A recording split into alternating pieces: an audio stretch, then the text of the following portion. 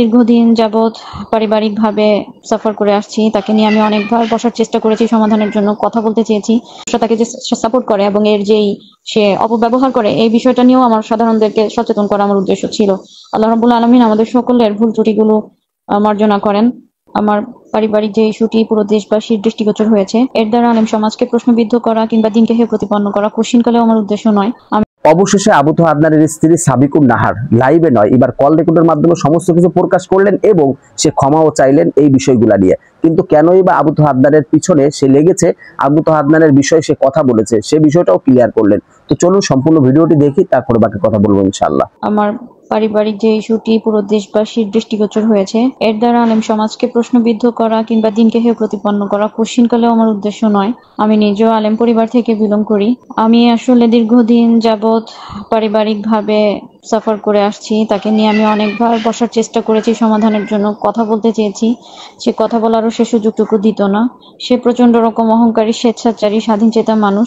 সে নিজের স্বাধীনতার জায়গাটাকেও অক্ষুণ্ণ রাখার জন্যই সে আমার উপরে অমানবিক নির্যাতন চালাতো। আমি যদি কোনো কথাও বলতে চাইতাম, এটা এমন কেন জানি, এভাবে তো মানে তুমি আমার সাথে এভাবে কমিটমেন্ট করো নাই, বা এভাবে তো আমাদের বিয়ে হয় না, এটা তো কথা ছিল না, এতটুকু বলারও সে আমাকে সুযোগ দিত না। সে চাচ্ছে তাই করার জন্য, এক কথায় যেটা বললাম, তার স্বাধীনতার জায়গাটাকে টিকিয়ে রাখার জন্য সে কখনো বসতো না, বসে নাই। তো আমি এভাবে দীর্ঘ 2 বছর যাবৎ সাফার করে আসছি। আমি ফাইনালি বাধ্য হয়ে এই প্ল্যাটফর্মে সমাধানের জন্য কথাগুলো বলতে সচেষ্ট হয়েছি। এছাড়াও তাদের মতো জেনারেল কিছু মানুষ যারা দিনের ভাষা জ্ঞান রাখে, প্রকৃত আলেমদের সাথে যাদের তেমন কোনো সম্পর্ক নাই, তারা দিনের ভাষা জ্ঞান রাখে, সেই জ্ঞান দ্বারা তারা একাধিক বিয়ের ব্যাপারে যেই ফ্যান্টাসি ছড়িয়েছে সমাজে, এটা খুবই ক্ষতিকর।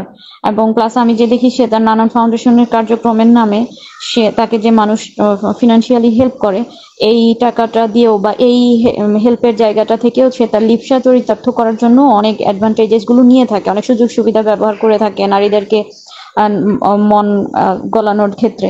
তো এটাও আমার মনে হয়েছে যে সাধারণ মানুষের সচেতন হওয়া দরকার, আমার লাইফের সমাধান হোক, এটাও আমি চেয়েছি। সাধারণ মানুষের যেন এই যে একাধিক বিবাহ নিয়ে যে ফ্যান্টাসি বা যে ট্রেন্ড চালু করেছে জেনারেলরা, বিশেষ করে প্রকৃত জ্ঞান বা গভীর জ্ঞান অর্জন না করে, এর উদ্দেশ্য হাকিকত না উপলব্ধি করেই এই বিষয়টা সম্পর্কে সচেতনতা সৃষ্টি করা এবং তাকে ফিনান্সিয়াল সাপোর্ট করার ব্যাপারে যেই মানে মানুষরা তাকে যে সাপোর্ট করে এবং এর যেই সে অপব্যবহার করে, এই বিষয়টা নিয়েও আমার সাধারণদেরকে সচেতন করা আমার উদ্দেশ্য ছিল।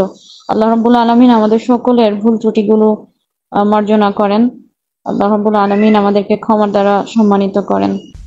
যাই হোক, আজকের ভিডিও নিয়ে আপনার যদি কোনো মন্তব্য থেকে থাকে কমেন্ট করে জানাবেন। ভিডিওটি ভালো লাগলে অবশ্যই লাইক এবং শেয়ার করবেন। তো সম্পূর্ণ ভিডিওটি কন্টিনিউ করার জন্য আপনাকে অসংখ্য ধন্যবাদ। তো সবাই ভালো থাকবেন, সুস্থ থাকবেন। আসসালামু আলাইকুম ওয়া রাহমাতুল্লাহি ওয়া বারাকাতুহু।